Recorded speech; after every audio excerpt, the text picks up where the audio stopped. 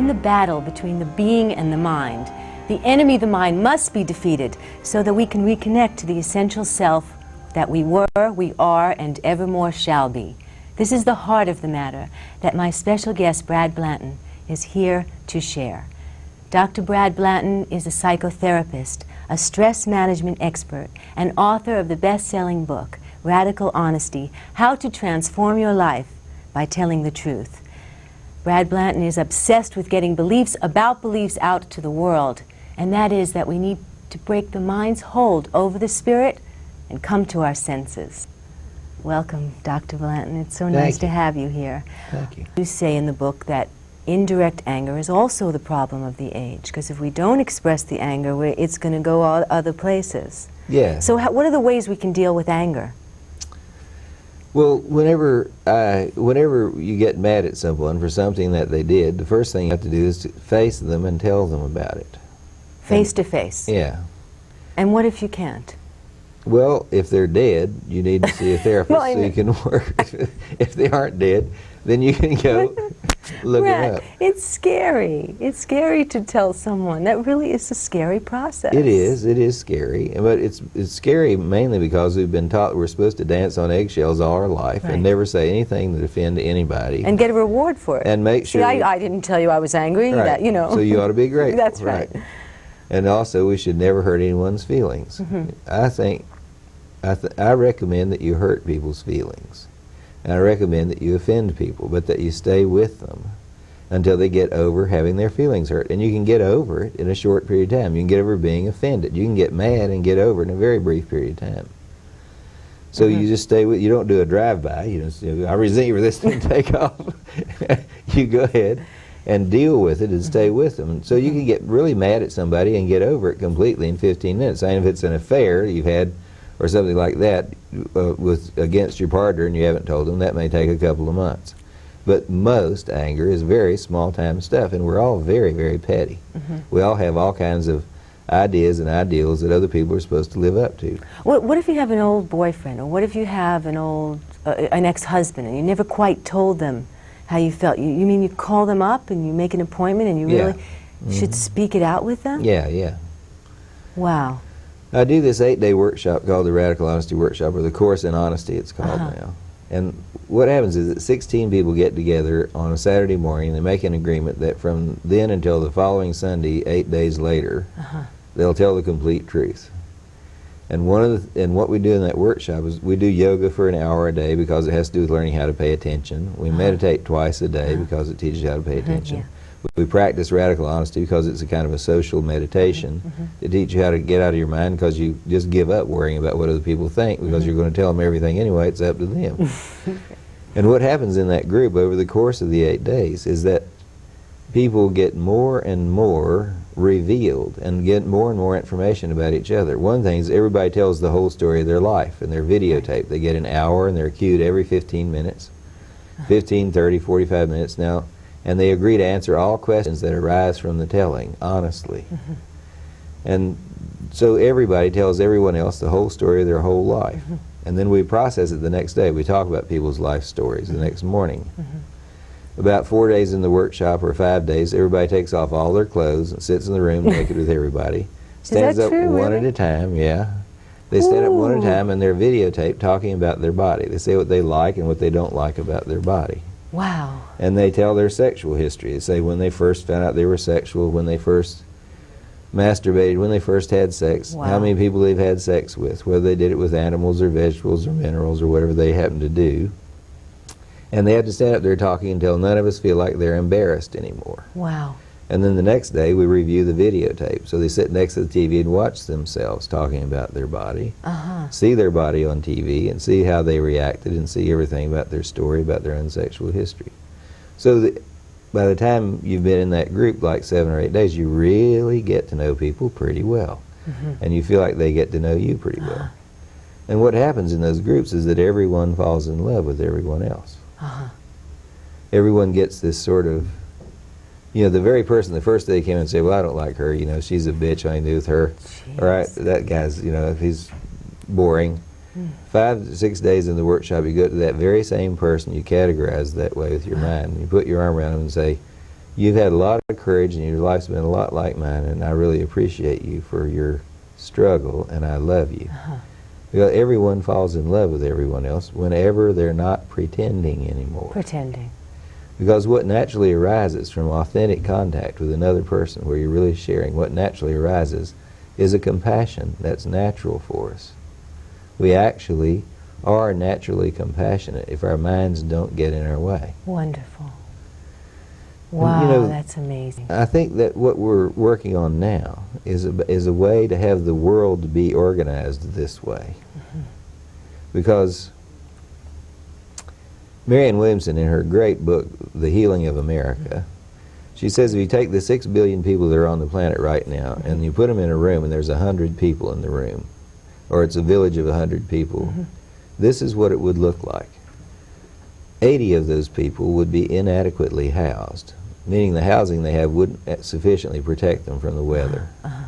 50 of the 100 people would be suffering from malnutrition and the diseases related to malnutrition. About 20 of those would be children, and they'd mostly be sick. 70 of the people in the room would be unable to read.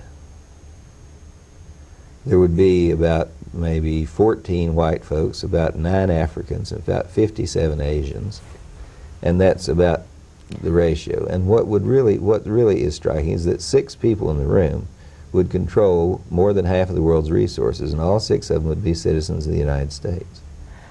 Wow. So you formed Radical Honesty Corporation, and you say it's a new model for living based on a new reality, which could revolutionize our consciousness. And you say it's a model from endarkment to enlightenment. And that means it's about telling the truth? Yeah. I have to be honest with you. I personally have never lived from that extreme honesty, so I don't know the freedom of that. Thanks. I mean, honestly, okay, that's honest.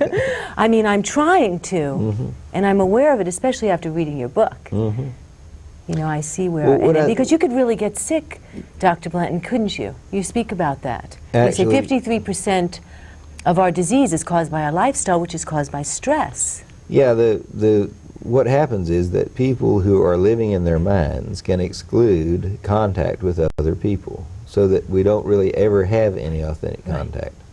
We don't have the nourishment that comes from commonplace experience. If we were actually in that room with 100 people, and we all got to know each other, and we all could smell each other and see each other's conditions of living, the natural compassion would emerge because we all knew each other. And we'd eventually take care of things. We'd say, well, let's get some medicine for those kids that are sick and give them a little bit of food. Let's fix up these houses so that people aren't getting rained on all the time. And let's see if we can't, you know, feed everybody. We could work it out. We would eventually work it out. We'd say to the 6 rich guys, look, you guys got plenty. Instead of paying those 4 guys with a submachine gun to make sure nobody gets in your corner, why don't you just lay them down and let's take care of everything, and we'll be a community here. And eventually I believe that human compassion would win out. This is a God self you talk about, the beingness. Yeah, I don't like calling it God self, because the reason I don't like calling it God self is it's too glorified. I just okay, right, because certain words, certain words have certain connotations. But you talk about this light, the first truth. So this is kind of what that is. Right, the light that enlightens the light. Yeah, that's right. That's a Vedantic philosophy term. That's from Hinduism. The light that enlightens the light is that in you, the ability to see the light, to be able to see my face, to be able to see this room, it comes from the being that you are, the light that enlightens the light. It makes light possible, because if it weren't the perceiver, there wouldn't be possible to perceive light. So.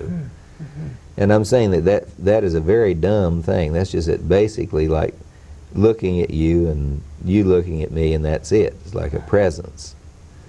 And well, you can call it God, I can call it God. Neil Walsh and I are doing this video series now called Honest to God. And, you know, we had this interesting point in the conversation where I said, well, you know, I don't believe in God.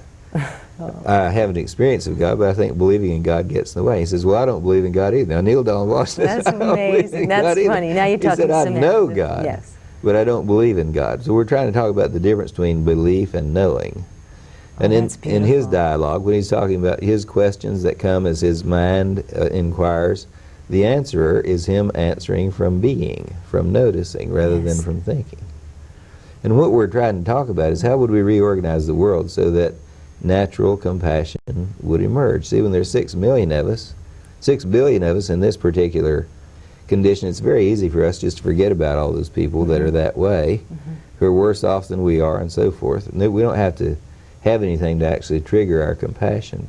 But if we work in small groups, like we talked Or if about we in the dressing room, communicate, getting, right. you know, staying away from top organizations and creating new paradigms within ourselves, that's Right. the way to save the world. Yeah, we're talking right now about a communications network. There's a project called the Paradise Project. And it doesn't mean just the end to starvation or the end to multinational political corruption or the end to militarism, or it's the end of all of it at once, because of human beings acknowledging their common humanity. Wow. And that whenever that occurs and we organize the world on that principle, then we'll of course take care of starvation, we'll take care of racism, we'll take care of all these other things, we'll take care of the global imbalance, we'll take care of destroying the planet. Because instead of having just a project to take care of restoring balance of the planet, or just a project to bring about an end to starvation, or just a project to end the military-industrial complex, or just a project, we're going to have a project to create heaven on earth.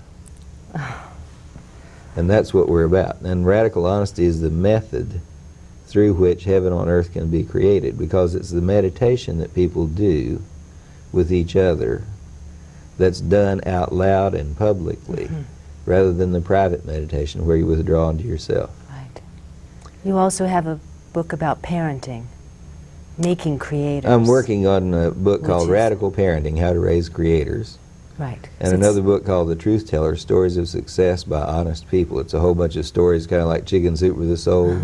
I'm also trying to make a buck off, it's like I'm trying to get people. I love the way you tell the truth about yourself.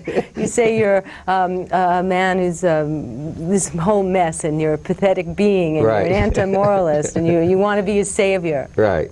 Yeah. What you need to do, you need to admit Yeah. what you really want to do. Yeah, I do want to save the world. I'm out to save the world. And we are a cult, and we do plan to take over the world. I love it.